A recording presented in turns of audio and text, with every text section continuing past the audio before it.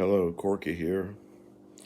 I wanted to talk about your signature, whether you are an artist, a musician, a writer, or any other field it probably applies to. When we talk about a signature, it's a particularly identifying mark of someone's work. For example, if you were a guitar player, you listen to the radio, sometimes after years of listening, you may be able to pick out who it is that's playing. Very distinct style or very particular signature. So, really, what we're looking for, both in scholarly work, creative work, artistic work, is we're looking for originality. When I was doing my doctorate degree and researching, that was what they wanted me to do. Write about something nobody else is writing about. And so that would become your signature or your contribution. So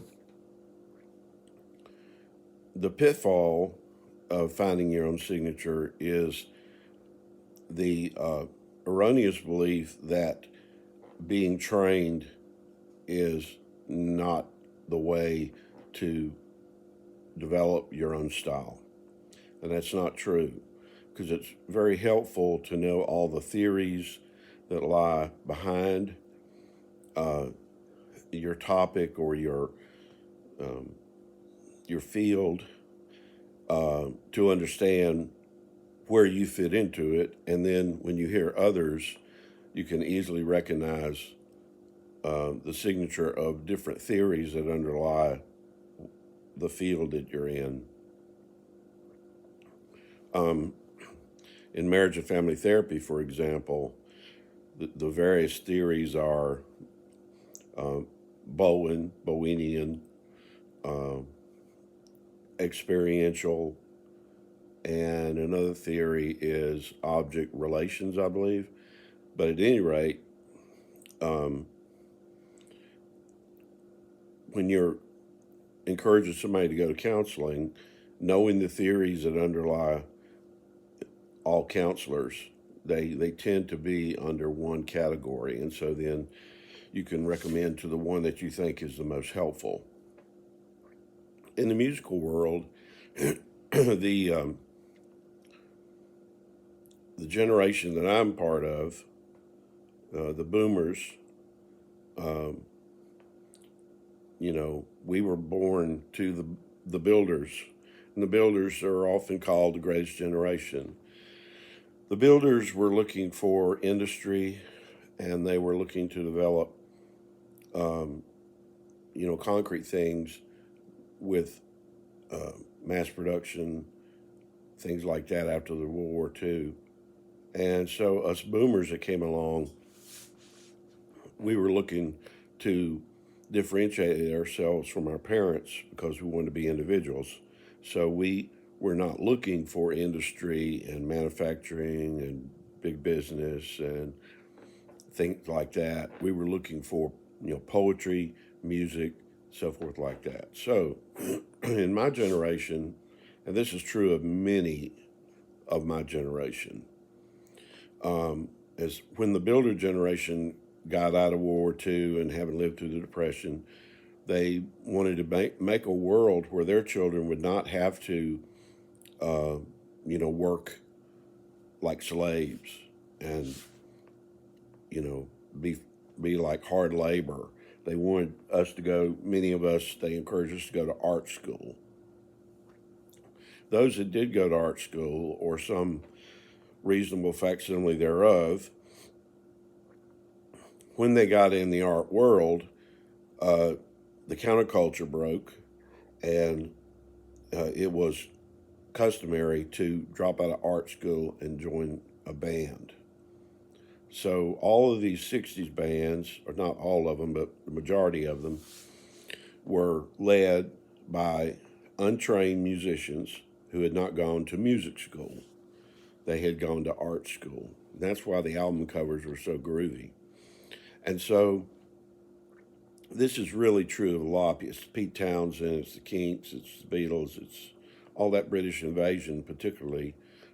They had dropped out of art school. Their parents not making them, get a job in the factory per se. And so these 60s artists were looking to do something creative, not necessarily fit in with, the boundaries of established music scholarship. But at any rate, along the way, they did get knowledge of it and realized that some of the things they were doing just instinctively had been done and had been established as a theory in music in the history. So there were just like these discoveries. Aha! Oh well, the Bacardi third. Bacardi third, is that what it is? I don't know. There's some, the 2001 where you drop from a major down to a minor. At any rate, a lot of these musicians were not trained in music, and they were just creating things, creating music. Now at my age, I'll soon be 70, I'm looking on YouTube and, I'm playing with some trained musicians, and they have names for things that I've been doing for, 40 years, but I didn't know what to call it, or I called it something else. Like double stops, I find out now it's called the Memphis scale. But I didn't know that, but I'd been happy to have called it the Memphis scale all my life because Memphis is sacred ground to me. And so we learn, but you don't want to completely get retrained and become a cookie cutter musician. You want them to still be those things. Even your mistakes sometimes can become a signature for you.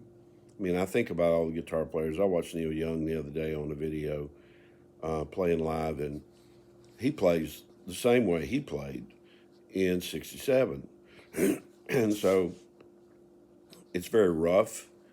He doesn't do all the changes and all the structural riffs that you would think he would do. He's just Neil Young. He does that.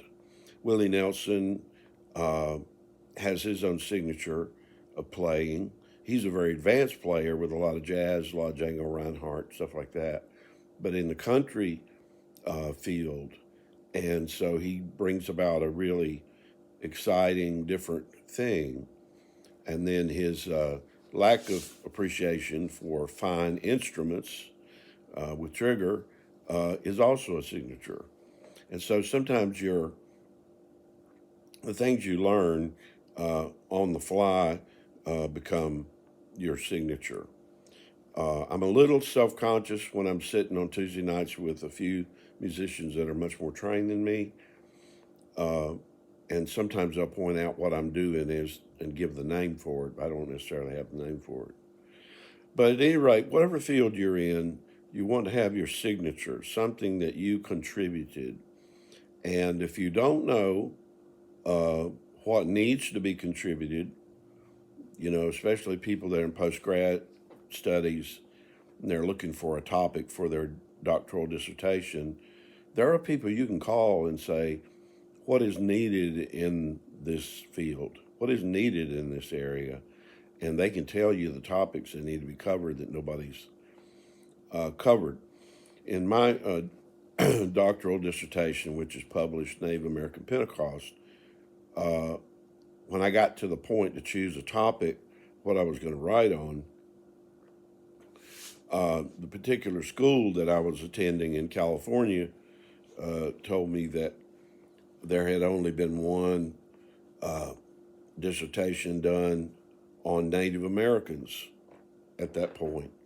And so I was part of an explosive, group of scholars who were writing about the new developments in Native American religion. So because of that, I may get a call sometime from the American Anthropological Association and be invited to be on a panel. I don't usually go because plane ticket plus joining the society at the last minute is too expensive. But it does make me feel good that there are people that know that I'm one of the few in the world that write on that topic. As far as music is concerned, uh, us boomers, um, we don't like all that the busters are living or liking in music.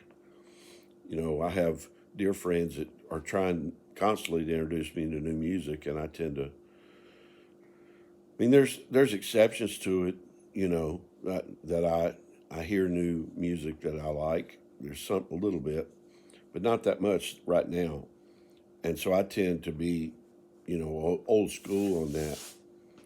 Uh, so I encourage all new discoveries, all new contributions.